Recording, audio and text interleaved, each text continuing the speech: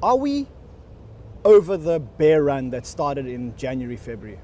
Well, I believe we are on the verge of starting a new uptrend. However, the next few weeks or so, in my opinion, you'll see some sideways action. Well, let's not talk about Bitcoin anymore. Let's talk about some of the other coins. What are your favorite coins that you're watching at the moment? Okay, Yuan Chain is really kind of the crown jewel. I believe this project has the ability to break into the top 15, top 10 market cap tokens. Now, why is OneChain such an important token in the token ecosystem? The Yuan Chain is going to address a lot of issues as far as interoperability.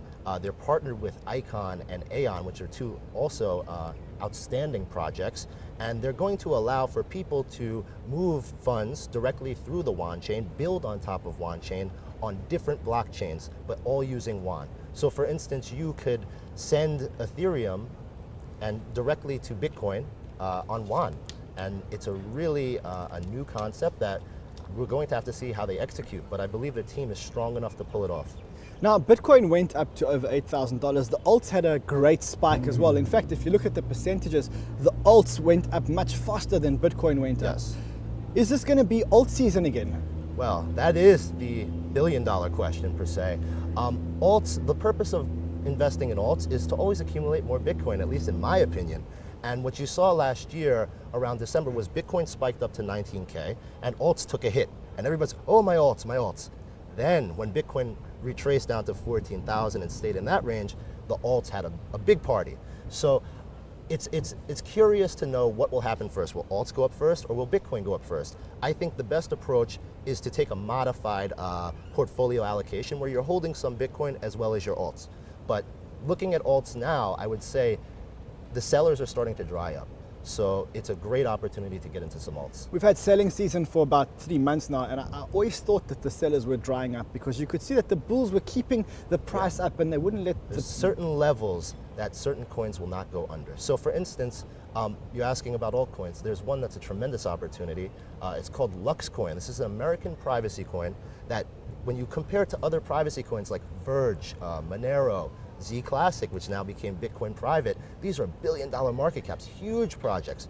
Luxcoin is only at 10 million, and it's a combination of basically Dash and Ripple, which is giving privacy to banks.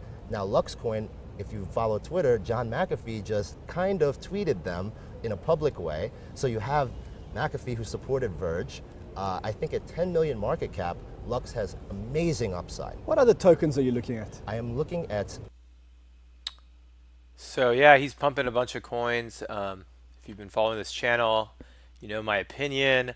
But look, what's his name? Doug Polk also was recommending Lux coin. So, and he had to make an apology because when he did recommend it, it was like at the all-time high. So obviously a lot of people have lost money, but you can obviously come back. I do like the analysis on the macro trend, and the point he made is the point that I agree with, where you should have a diverse portfolio. Now, this guy is mentioning coins that are outside of the top 20, and I really don't recommend that.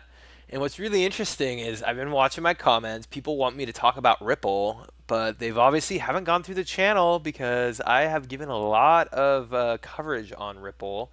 And if you go through my channel, I even have the CEO of Ripple on. I've hit a couple of his interviews on this channel. But in general, like I said, if you're watching my my crypto analysis, I'm not going to really recommend coins over the other. Like I said, I just personally bought a lot of Bitcoin and Ethereum, so that's really boring. And then I bought a couple of the Coinbase coins. But I already do hold a very diverse portfolio, and I actually started diversifying my portfolio in like October, September when I got into crypto and I first got my Binance and Bittrex accounts. So I already made a bunch of transactions from my quote unquote profits.